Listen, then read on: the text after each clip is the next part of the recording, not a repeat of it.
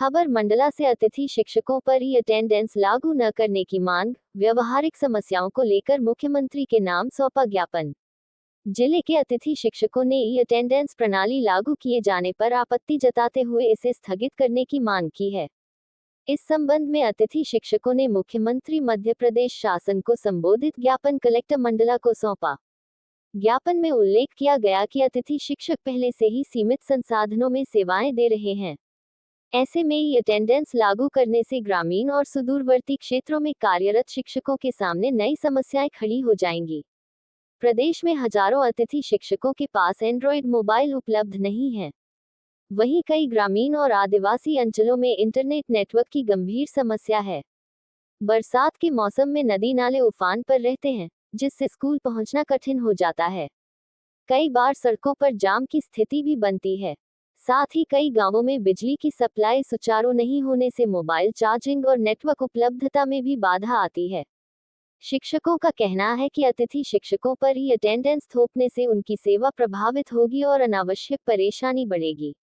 उन्होंने मांग की कि अतिथि शिक्षकों की व्यवहारिक समस्याओं को ध्यान में रखते हुए इस व्यवस्था को लागू न किया जाए। साथ ही जो पद रिक्त हैं, उन पर वरीयता क्रम को प्राथमिकता दी जाए ताकि शिक्षकों को स्थिरता मिल सके और शैक्षणिक कार्य बेहतर ढंग से संचालित हो सके।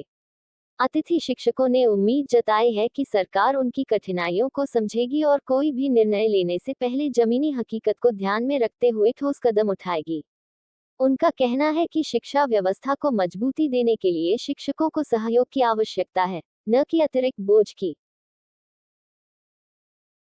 आपको तो मालूम होगा सरकारी स्कूल में लंबे समय से लगभग 17-18 सालों से काम सेवा देते आ रहे हैं, कुछ तो बाहर कर दिए गए हैं। श्रीमान जी, हमारी मुख्य मांग ये है, वर्तमान में अतिथि शिक्षकों के लिए भी ई अटेंडेंस व्यवस्था लागू की जा रही है। आदेश भी ऊपर से जिलों से प्रसारित हो रहे हैं। ई अटेंडेंस के लिए श्रीमान जी हमारे साथ बहुत सारी समस्याएँ हैं, आप भी समझते हैं। कई साथी ऐसे हैं जिनके पास तो एंड्रॉयड मोबाइल ही नहीं है।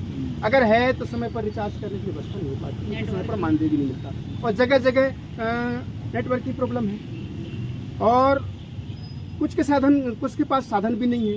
वो कभी कभी 10 मिनट बाद भी पहुंच जाते हैं, कई ऐसा भी होता भी है। अवकाश का प्रावधान भी नहीं है, ना छुट्टियां हैं, अपनी गाड़ी से जा रहे हैं, उस गाड़ी के साथ टायर पंचर हो जाए, तो सारी समस्या आती है सर। एक कम दाम में हम लोग को वेतन मिल रहा है 14,000, 18,000 और 10,000।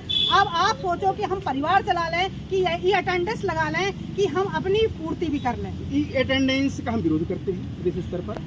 उसका एक ज्ञापन है श्रीमान जी, और एक ज्ञापन है श्रीमान, हमारी मुख्य मांग है, अनुभव के आधार पर 12 माह सेवा काल करते हुए पद स्थायी किए जाए। रिक्त पदों पर फॉलन आउट अतिथि शिक्षकों को वरीयता क्रम में प्राथमिकता दी जाए। विगत सत्र में कार्यरत अतिथि शिक्षकों की तकनीकी विसंगति दूर करते हुए ज्वाइनिंग दी जाए। पूर्व से कार्यरत अतिथि शिक्षकों के लिए पंजीयन और सत्यापन का पोर्टल खोला जाए। स्कोर कार्ड में कम से कम 10 अंक प्रतिवर्ष अनुभव के अंक जोड़े जाएं।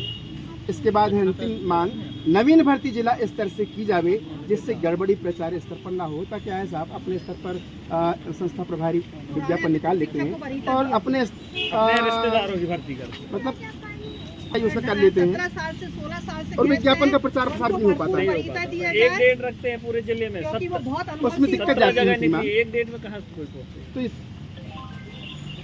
दूरी रहती, जिला स्तर पर हो भर्ती।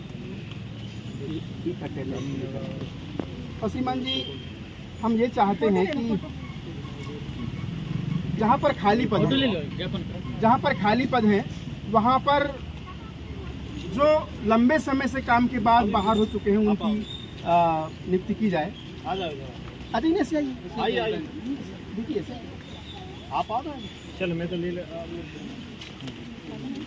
हाथ लगा सब